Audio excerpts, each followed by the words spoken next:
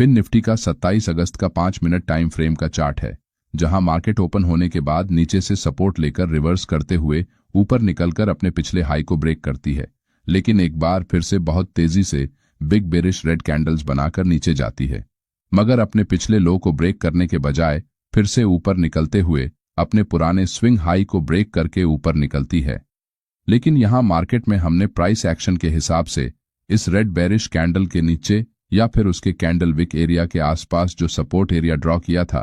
Market उस support area के पहले ही रिवर्स हुआ है, जिस कारण बहुत से रिटेल ट्रेडर्स ने प्राइस यहां इस सपोर्ट एरिया के पास आकर अगर सपोर्ट लेने की कोशिश करेगी तो हम यहां एक लॉन्ग ट्रेड में एंट्री करेंगे, ऐसा सोचा था। वो सब ट्रेडर्स मार्केट के इस रिवर्सल को देखते ही रह जाते हैं और उन्हें यहां ट्रेड में एंट्री करने का मौका भी नहीं मिलता। मुझे लगता है ट्रेडिंग करते समय आपके साथ भी बहुत बार ऐसा हुआ होगा, लेकिन प्राइस एक्शन के सपोर्ट एरिया के साथ साथ स्मार्ट मनी कॉन्सेप्ट्स के मुताबिक अगर आपको यहां वैलिड ऑर्डर ब्लॉक को मार्क करने की टेक्निक पता होती तो आप यहां इस तरह से एक ऑर्डर ब्लॉक जोन को मार्क करते हुए जैसे ही प्राइस यहां इस जोन में आती तो आप यहां लॉन्ग ट्रेड में एंट्री प्लान कर सकते थे। इसीलिए आपको ऑर्डर ब्लॉक के बारे में डिटेल से जानना पड़ेगा।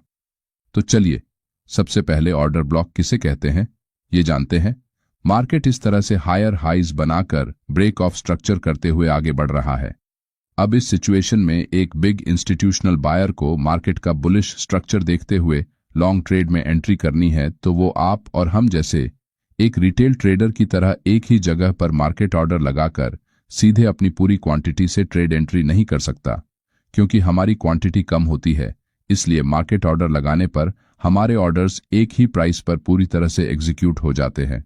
लेकिन अगर वो ऐसा करेगा तो उसकी क्वांटिटी बड़ी होने के कारण यहां इस लेवल पर जैसे ही वो लाखों की क्वांटिटी में बाय ऑर्डर्स लगाएगा तो मार्केट में एकदम से बाइंग प्रेशर बढ़ने के कारण प्राइस तेजी से ऊपर जाने लगेगी, जिस कारण उसे ज्यादा भाव पर यानी कि बढ़े हुए प्रीमियम पर उस ऑप्शन को खरीदना पड़ेगा, जिस कारण उसकी बाइंग प्राइस बढ़ जाएगी। उदाहरण के लिए स्मार्ट मनी को यहां 20 से लेकर 25 रुपए के प्राइस लेवल पर 5 लाख क्वांटिटी में बाइंग साइड में एंट्री करनी है,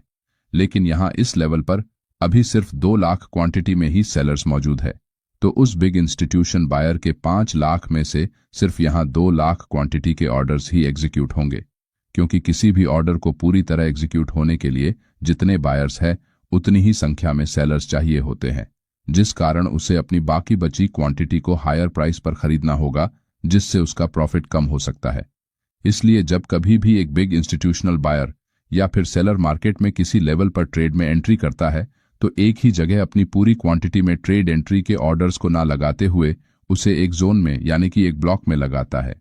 और अगर किसी कारणवश मार्केट में उसके ये सभी ऑर्डर्स एग्जीक्यूट नहीं होते और उनमें से कुछ ऑर्डर्स वैसे ही पेंडिंग रहते हैं तो स्मार्ट मनी द्वारा प्राइस को एक बार फिर से उसी एरिया में वापस लाकर अपने बाकी बचे ऑर्डर्स को एग्जीक्यूट किया जाता है,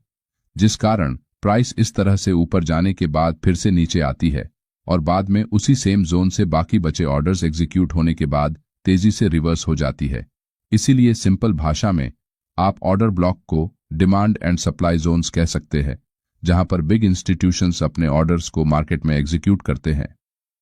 ऑर्डर ब्लॉक क्या है ये समझने के बाद इसे चार्ट पर किस तरह से आइडेंटिफाई करना है ये जानते हैं।